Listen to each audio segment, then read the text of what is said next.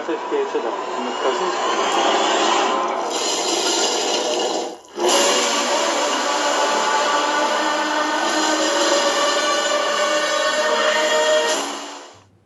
Hello everybody, welcome back to Screenstars. I'm here today to bring you my review for the 2022 horror film Croc, a film that is written and directed by Paul W. Franklin, and it stars Sean Altman, Mark Haldor, George Nettleton, Antonia Willens, Chrissy Wooner, and Stephen Staley. Right, this film follows a wedding. Out in the English countryside, there is a group of wedding guests arrive for a wedding the following day, and guess what? There is a savage croc on the loose that is hell-bent on ruining this lovely wedding for everybody involved by, inconveniently munching on them all. Right. What are my thoughts on Croc? Right. This is another Scott Jeffrey produced, low budget, British made B-movie type thing. It's the second one I've reviewed in a number of days. It churns out a lot of these low budget films. Most of them are middling to poor. Where does this one kind of sit? Well, quite low down on the scale, I'd say this one. This one has a lot of problems. Now, I will say going into this, if you're a fan of Scott Jeffrey films, you're probably not going to be disappointed here. This is a low-budget B-movie film that doesn't make any sense at all, but does have a certain amount of charm to it, I suppose, if you like these sort of low-budget B-movies. Beyond that, it's pretty bad. And for me, all I kept thinking about when I was watching this is it almost like tries to answer the question of, in Only Fools and Horses, when Rodney's given that money to make the movie, and they come up with that idea of like the rhino loose in the city. They've made this film here, but they've not done a rhino, they've done a croc, and they've not done it in a city, they've done it in the English countryside. But that doesn't make it any more ridiculous. I'll say it again.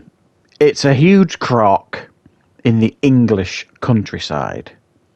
Do we get an explanation as to why there's a huge croc in the English countryside? What do you think? Not really. It doesn't go amiss. Some of the characters do mention, how is there a croc in the English countryside? But again, that doesn't change the fact that there is one. So, yeah, it's not great in that sense. The effects are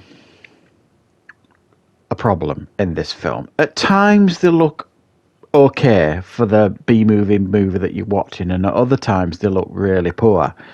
So it's a bit of a mixed bag in regards to the effects. The acting, again, is a bit of a mixed bag. Now, it's not an easy thing to act against something that isn't there. Even, veteran actors, will tell you that it's not easy. Robert Downey Jr.'s and any actor, Ewan McGregor's who've done it, all that kind of stuff, will say it's not easy. So for actors of this kind of level that are making B-movies, imagine what you're faced with here. Pretty poor acting from quite a few characters. They've got like a Poundland Jason Momoa here playing the father of the bride, who's some kind of ex-ranger who likes to go around. I mean, the first thing you see in this film is him sleeping with some random woman at the wedding event. And that's another thing about this film. Early on in the film, it kind of plays around with soft porn a bit, and you're kind of like, what are you doing? That just doesn't suit this film at all. So you've got Poundland Jason Momoa, and you've got quite a lot of these actors in this film. Quite a lot of them are, very pretty. The ladies and the men. You know what I mean? They're all, good-looking, young actors. But unfortunately, many of them don't require the skills required to deliver a convincing performance. And the problem as well here is they're supposed to know each other. It's friends and family that are like getting together for this wedding. and they all act like strangers. It's painfully obvious that none of them really know each other particularly well, even though some of these actors you'll recognise from previous Scott Jeffrey films. And another major problem with this film is, like, they're all deeply unlikable characters for the most part. The groom tries to cheat on his bride the night before the wedding. There's other characters that would quite easily, chuck their own mother in the Croc's mouth before they ended up in there. They're just not very nice characters. So it's one of those films where you can't root for anybody. And it's also one of those films where everybody keeps falling over. They've got balance problems in this film because everybody keeps falling over quite conveniently so they can get munched by this crocodile. Which is just like, I mean, I can't tell you how many times it happens in the film. People fall over and then they kind of go into slow motion while they're on the ground so that it'll give the Croc time to kill them. And it happens probably half a dozen times in this film.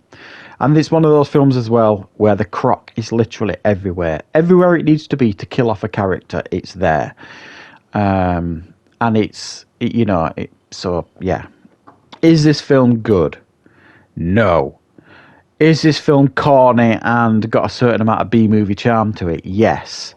But that doesn't forgive a lot of the problems with this film. Unlikable characters, fairly poor effects, some fairly poor performances. And it just... You can't get past the fact that it's a croc in the English countryside. It doesn't make a lick of sense at all. I've seen other Scott Jeffrey films where it's like dinosaurs in the English countryside. That obviously doesn't make sense, but this makes even less sense. You know what I mean? It's madness. It's crazy.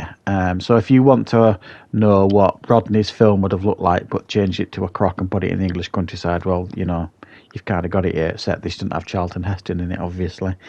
So yeah, it's if you're looking for a croc film similar to Crawl and things like that, or Lake Placid or anything like that, you're going to be dreadfully disappointed. And I'm not sure if those are alligators or crocs, but yeah, if you're looking for a really low budget B-movie type thing and you can forgive that and you're used to like Scott Jeffrey films, you might be okay with this one. There might be a certain amount of entertainment value here for you. For everyone else, this is certainly one to avoid. So thanks for watching. I hope you enjoyed this review. I'll be back with more content on the channel very, very soon.